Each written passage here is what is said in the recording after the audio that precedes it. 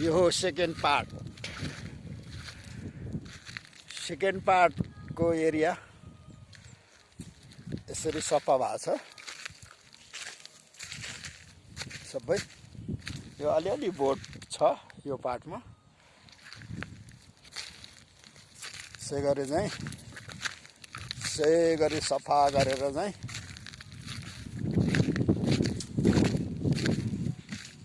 हाम्रो बाटो पनि सबै क्लियर गरिदिएको छु। ल यो बाटो एरिया, यो एरिया सबै क्लियर भइसक्यो। ल तल गेटसम्म पुरा छेकेर यसरी छेकेर रुखहरू चट्ट छाडेर यो भित्राचेको रुखहरू छाडेर ल यो सबै आगो जलाएर सब एरिया चाहिँ क्लियर गरिदिएको छु।